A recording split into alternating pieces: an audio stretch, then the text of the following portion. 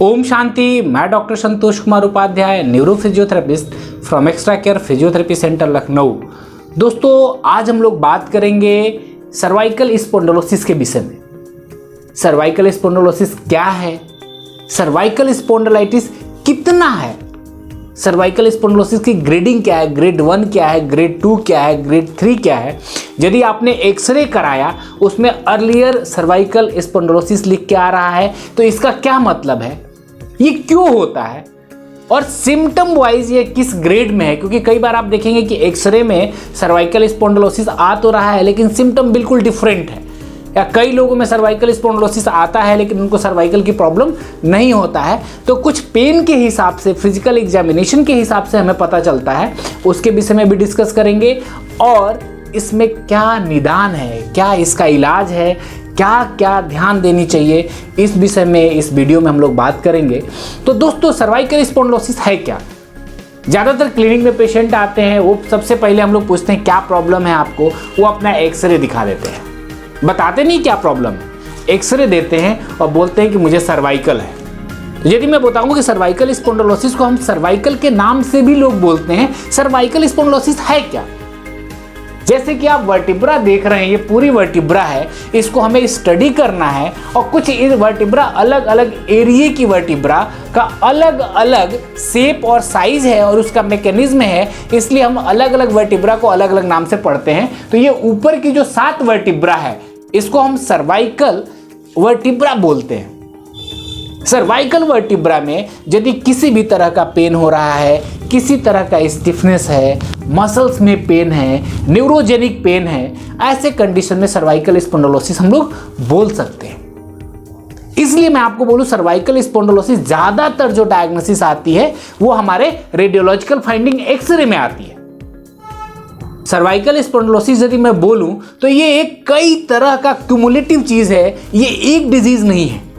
Because cervical के area में यदि स्पॉन्डिलोसिस में मैं बोलूं जो एज रिलेटेड चेंजेस होते हैं बॉडी में, उसको हम सर्वाइकल स्पॉन्डिलोसिस बोलते हैं। और सर्वाइकल स्पॉन्डिलोसिस में बेसिकली मसल भी इन्वॉल्व है। एक एग्जांपल के थ्रू हम लोग बात करते हैं कि यदि फोन पे हम बात कर रहे हैं बार बार और गर्दन एक पोस्चर में है, और दूसरा एग्जांपल हम ले रहे हैं रात में सोने में, यदि सो रहे हैं और तकिया साइड में हम यूज कर रहे हैं, और एक एग्जांपल ले लेते हैं सामने मैं डेस्क पे काम कर रहा हूं। ऐसे कंडीशन में देखिए, यदि सामने हम डेस्क पे काम कर रहे हैं तो ये एरिया छोटा हो रहा है, ये एरिया बड़ा हो रहा है। सेम लाइक दैट यदि हम फोन पे बात कर रहे हैं तो ये कंधा उठाइए या गर्दन उठाइए, दोनों कंडीशन में ये एरिया क्या हो रहा है, छोटा हो रहा है। और ज्यादातर हम बात करते हैं एक ही साइड से, बिकॉज आदमी लेफ्ट या राइट डोमिनेंट होता है।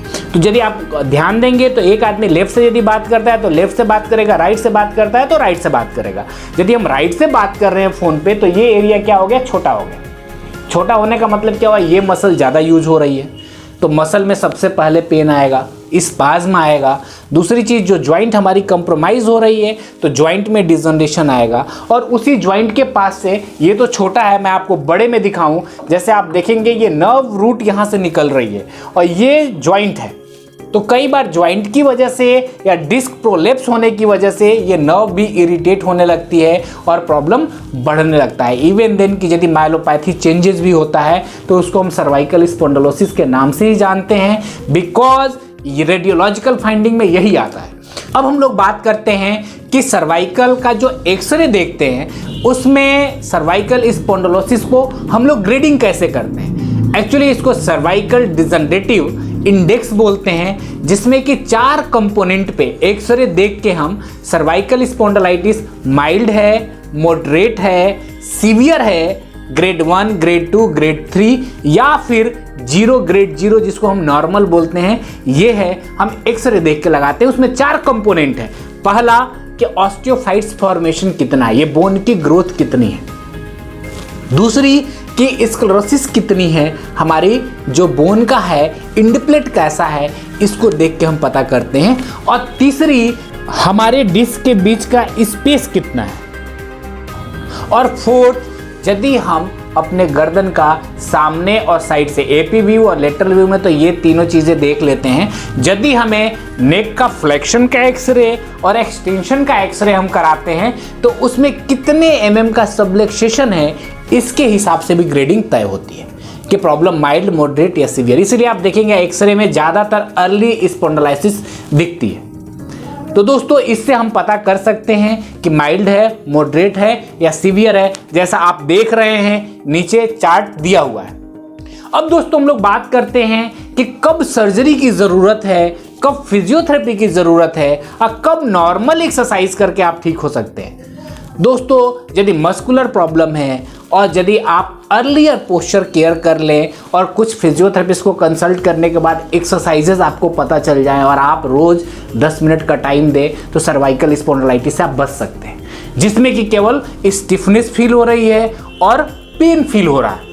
लेकिन दोस्तों यदि स्टिफनेस ज़्यादा है, पेन बहुत ज़्यादा है और हाथों में पेन आ रहा है या हाथों में नहीं आ रहा है, गर्दन के मोमेंट में बहुत स्टिफनेस है, तो आपको अपने फिजियोथेरेपिस्ट से कंसल्ट लेनी चाहिए और फिजियोथेरेपी के साथ साथ एक्सरसाइज करनी चाहिए और अपनी पोस्चर केयर करनी चाहिए। इसके अलावा यदि आपके हाथों में रेडिएटिंग पेन आ रही है, दैट मीन्स कि डिस्कम्प्रेस्ड है, यदि रेडिएटिंग पेन आ रही है तो आपको डेफिनेटली फिजियोथेरेपी सेंटर पे जाके डॉक्टर से मिलके अपने आप को फिजियोथेरेपिस्ट से मिलके चेक कराना चाहिए कि किस वजह से है। क्योंकि कई बार दोस्तों इस बात को मैं फोर्सफुली बोलूँगा कि कई बार ऐसा होता है कि एज के साथ बॉडी में एक्सरे में चेंजेस तो होते हैं लेकिन कई बार सिम्टम नहीं होता है। पेशेंट कंधे का स्टिफनेस है, फ्रोजन शोल्डर है और पेशेंट आया, या फिर मस्कुलर पेन है, पेशेंट गया सर्वाइकल का एक्सरे कराया और उसमें स्पॉन्डिलाइटिस आ जाती है क्योंकि उनकी एज 45 साल से ज़्यादा है, एज 30 साल से ज़्यादा है, तो हमारे स्पाइन में चेंजेस तो दिख रहे हैं, ऑस्टियोफाइट्स भी दिख रहे हैं, स्पेस भी कम हो रहा है, स्क्लेरोसिस भी है, और इसको देखने की वजह से रेडियोलॉजिस्ट ने स्पॉन्डिलाइटिस लिख दिया और पेशेंट कंधे के इलाज ना करा के गर्दन का करने लगता है। यदि ऐसे कंडीशन में आप फिजियोथेरेपिस्ट से मिलेंगे, स्पॉन्डिलाइटिस आए, फिर भी आप डॉक्टर को दिखाएं, चेक कराएं कि पेन का रीज़न क्या है। यदि दोस्तों हाथों में रेडिएटिंग पेन है तो भी हम फिजियोथेरेपी के थ्रू ठीक हो जाते हैं। ओवरऑल रेडिएटिंग पेन में भी मैं बोलूँ तो 95% लोग जल्दी एक्सरसाइज से और फिजियोथेरेपी से और मेडिकेशन से ठीक हो जाते हैं। केवल 5% लोगों में सर्जरी की ज़रूरत होती है, जैसे कि डिस्क बहुत ही ज़्यादा कंप्रेस कर रही है, हाथों में सुन्नपन बहुत ज़्यादा आ रहा है, हाथ से सामान पकड़ने पे छूट जा रहा है या मसल का पावर लॉस होने लग रहा है। ऐसे कंडीशन में हम लोग एक बार फिजियोथेरेपी से जब कंजर्वेटिव मैनेजमेंट से बेटर नहीं होता है तब वो भी कुछ दिन करने के बाद हम सर्जरी के लिए भेजते हैं। इसके अलावा एक सीरियस प्रॉब्लम भी होती है, जैसे माइलोमलेशिया की प्रॉब्लम हो गई या फिर माइलोपैथिक चेंजेस की हो गई, जिसमें पेशेंट को पूरे टाइम कंटिन्यूअस टिंगलिंग सेंसेशन है। यदि आपको चलने में इम्बैलेंस की प्रॉब्लम होने लगे, यदि आपको ब्लैडर बाउल का कंट्रोल नहीं पता चल रहा है, यदि आपको हाथ से कोई सामान पकड़े और छूट जा रहा है, ऐसे कंडीशन में एक बार ज़रूर आपको स्पाइनल सर्जन से मिलना चाहिए और इसके विषय में सोचना चाहिए। लेकिन इसके अलावा दोस्तों यदि मैं बोलूँ रेडिएटिंग पेन है, नेक पेन है, स्टिफनेस है, ऐसे 95% केसेस फिजियोथेरेपी से और एक्सरसाइज से घर पे ठीक हो सकते हैं। लेकिन आपको ध्यान देना होगा कि फिजियोथेरेपी के साथ साथ पोस्चर का भी बहुत ध्यान देना जरूरी है और पोस्चर के साथ रेस्ट भी बहुत ज़रूरी है। और इसके साथ यदि मैं बात करूं दोस्तों तो आपको अपने डाइटरी कंडीशन पे भी बहुत ही ज़्यादा ध्यान देने की ज़रूरत है। आई होप ये वीडियो आपको पसंद आएगा। Thank you for watching this video. Bye bye.